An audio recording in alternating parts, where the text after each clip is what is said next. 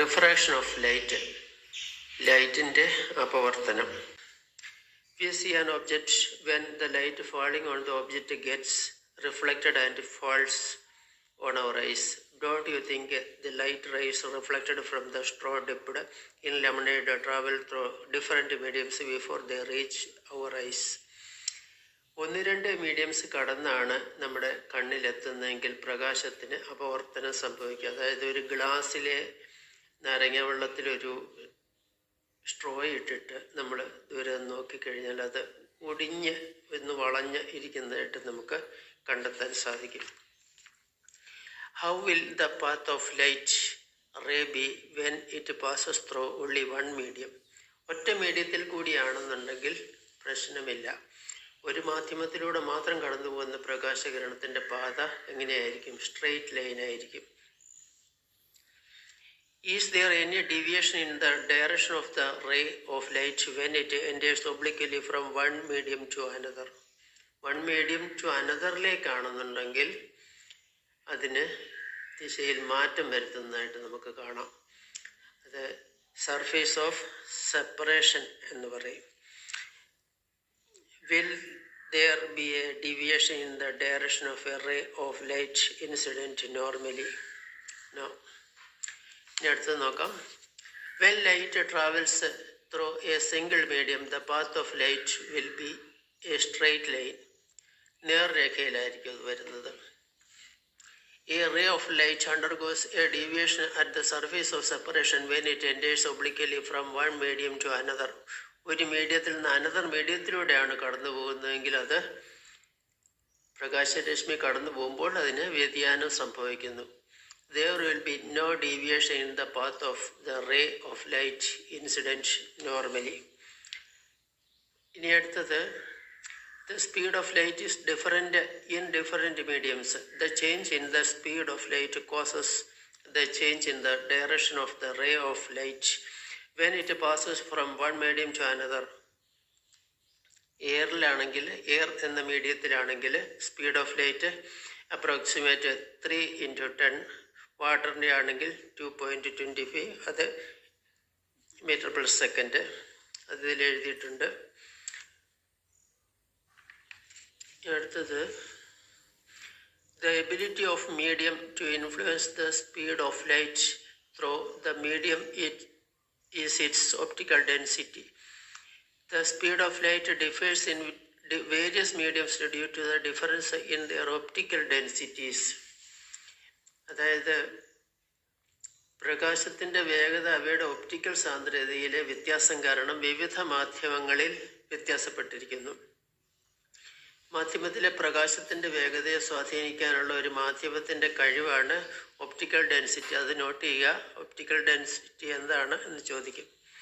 The speed of light will be lower in a medium of higher optical density. Optical density, denser medium. The speed of light will be higher in a medium of lower optical density. Note the optical density has no relations with material density. ഉയർന്ന optical ഡെൻസിറ്റിയുള്ള ഒരു മാധ്യമത്തിൽ പ്രകാശത്തിൻ്റെ വേഗത കുറവായിരിക്കും. Optical സാന്ദ്രത കുറഞ്ഞ മാധ്യമത്തിൽ പ്രകാശത്തിൻ്റെ വേഗത കൂടുതലായിരിക്കും. ഒപ്റ്റിക്കൽ ഡെൻസിറ്റിക്ക് മെറ്റീരിയൽ ഡെൻസിറ്റിയുമായി യാതൊരു ബന്ധവുമില്ല.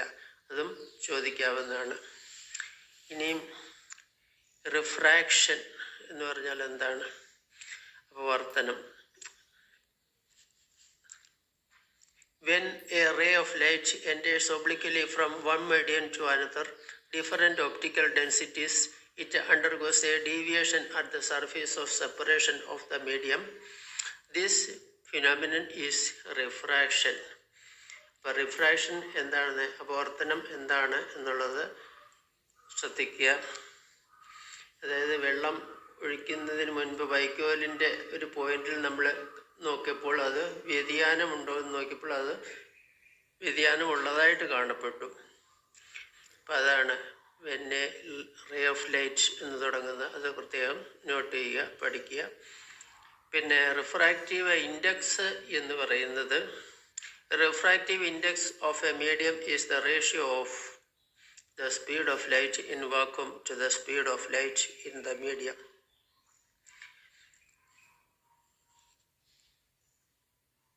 റിഫ്രാക്റ്റീവ് ഇൻഡെക്സ് കാണുന്നത് എങ്ങനെയാണെന്ന് നോക്കാം.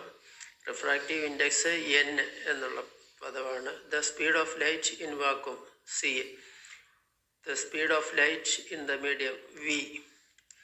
The speed of light in vacuum സമം സി സമം 3 × 10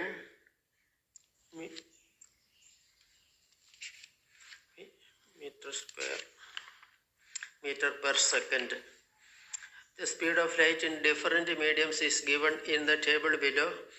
Find the refractive index to each medium and complete the table. എയറിൻ്റെ നോക്കുക, ഗ്ലാസിൻ്റെ നോക്കുക, അതുപോലെ തന്നെ വാട്ടറിൻ്റെ നോക്കുക. The speed of light is less in a medium of higher refractive index. Don't you know the relationship between the speed of light and optical density?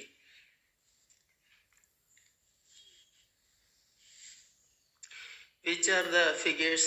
അപ്പോൾ കുറേ ഇത് കൊടുത്തിട്ടുണ്ട്, പിന്നെ ഉദാഹരണങ്ങൾ കൊടുത്തിട്ടുണ്ട്, അത് നോക്കുക. How does the direction of light change when a ray of light enters obliquely from air to water? Air to water എന്ന് പറയുമ്പോൾ deviates towards the normal എന്നുള്ളതാണ് അതിൻ്റെ ഉത്തരം. അടുത്ത, how does the direction of light change when a ray of light enters obliquely from water to air? Deviates away from the normal.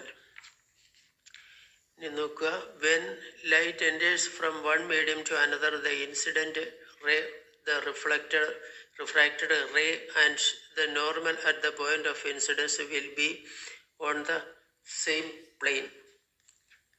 അടുത്തത്, when light enters from an optically rarer medium to a denser medium, it deviates towards the normal. അടുത്ത മൂന്നാമത്തെ, when light enters from an optically denser medium to a rarer medium, it deviates away from the normal.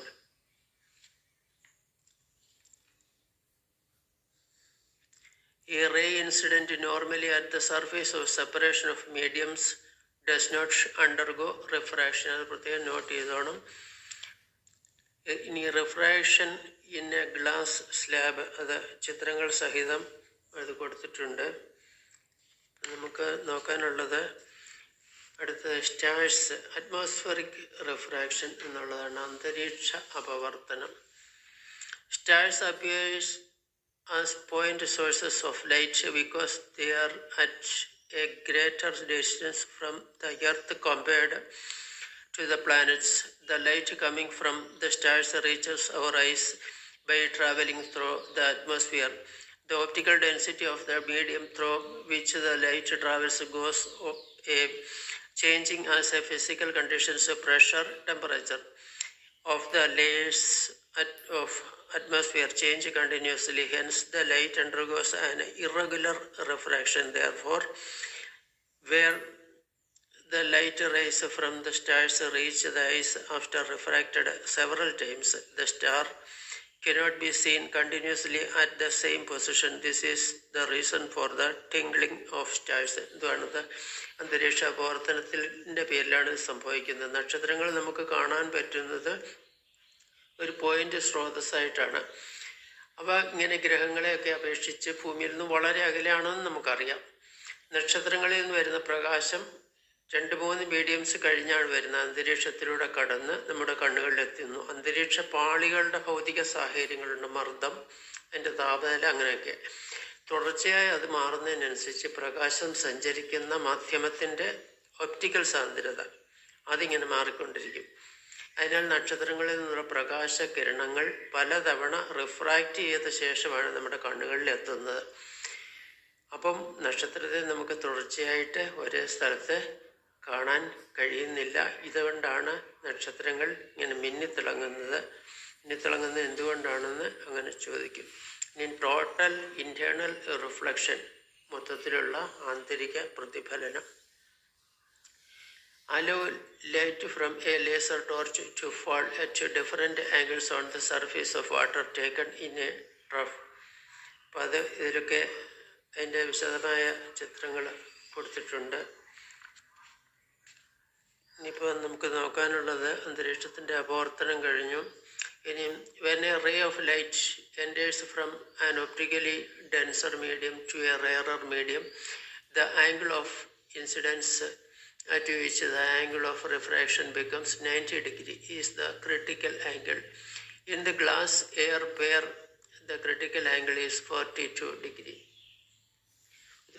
ഒരു പ്രകാശകിരണം optically സാന്ദ്രതയുള്ള മാധ്യമത്തിൽ നിന്ന് അപൂർവ സാന്ദ്ര മാധ്യമത്തിലേക്ക് പ്രവേശിക്കുമ്പോൾ അപവർത്തനം 90 degree ആകുന്നു. അതിനാണ് critical angle എന്ന് പറയുന്നത്. In the glass air pair the critical angle is, ഇപ്പം ഈ രണ്ടെണ്ണത്തിൻ്റെ ഗ്ലാസിൻ്റെയും എയർ പെയറിൻ്റെയും ക്രിട്ടിക്കൽ ആംഗിൾ 42 ഡിഗ്രിയാണ്. When a ray of light enters from an optically denser medium to a rarer medium at an angle of incidence greater than the critical angle, the ray is reflected back completely to the same medium without undergoing refraction. The phenomenon is total internal refraction എന്നാണ് അതിന് പറയുന്നത്. ഇപ്പം നമുക്ക് നോക്കാനുള്ളത്, when light rays coming from the surroundings, objects pass through different layers of air with different optical densities. They undergo refraction and the total internal refraction as seen in the figure. Such deviated light rays fall on our eyes, hence their images appears to have formed on rods. This phenomenon is known as mirage. നമ്മുടെ ചുറ്റുമുള്ള വസ്തുക്കളിൽ നിന്ന് വരുന്ന പ്രകാശകിരണങ്ങൾ വ്യത്യസ്ത optical സാന്ദ്രതയുള്ള വായുവിൻ്റെ വിവിധ പാളികളിലൂടെയാണ് കടന്നു പോകുന്നത്. അപ്പോൾ അങ്ങനെ അപവർത്തനത്തിനും പിന്നെ മൊത്തത്തിലുള്ള ആന്തരിക പ്രതിഫലനത്തിനും വിധേയമാവുന്നുണ്ട്. അത്തരം വ്യതിചലിക്കുന്ന പ്രകാശകിരണങ്ങൾ നമ്മുടെ കണ്ണുകളിൽ പതിക്കുന്നു. ഇതിനെ നോണാസ് മിറേജ്. എന്താണ് ഈ മിറേജ് എന്ന് ചോദിക്കും. അപ്പോൾ അത് നമ്മളിപ്പോൾ പറഞ്ഞതാണ് അതിൻ്റെ ഉത്തരം. ഇനി റിഫ്ലക്ടറുകൾ, റോഡിൻ്റെ അരികിലൊക്കെ സ്ഥാപിച്ചിട്ടുള്ള റിഫ്ലക്ടറുകളുണ്ട്. അതിലേക്ക് എങ്ങനെയാണ് പ്രകാശം പതിക്കുന്നതും നമ്മുടെ കണ്ണുകളിൽ എത്തുന്നതും എന്നുള്ളത് നോക്കാം. A large number of small prisms are fixed inside them. അതാണ് അതിൻ്റെ principle. A large number of small prisms ഒരുപാട് അതിനകത്തിൽ ഫിക്സ് ചെയ്തിട്ടുണ്ട്. The light ray is incident normally on the side, hence there is no refraction. You know that the critical angle of glass is 42 degree. The angle of incidence at A and B is 45 degree. അപ്പോൾ അതിൻ്റെ ചിത്രങ്ങൾ ഇതിൽ കൊടുത്തിട്ടുണ്ട്. ഇനി Periscope എന്താണെന്ന് നോക്കാം. You are familiar with periscopes made of mirrors. Periscopes are also made using prisms to increase visual clarity ക്ക് വേണ്ടിയിട്ടാണ് അത് തയ്യാറാക്കിയിരിക്കുന്നത്. Observe how the total internal reflection is made as use of in a periscope. Based on the figure, examine how prisms are used in periscopes and record in the science diary. ഇനി അടുത്ത optical fibre എന്തൊക്കെയാണ്, optical fibre എന്താണ്, അതിൻ്റെ advantages എന്തൊക്കെയാണെന്ന് നമുക്ക് നോക്കാം.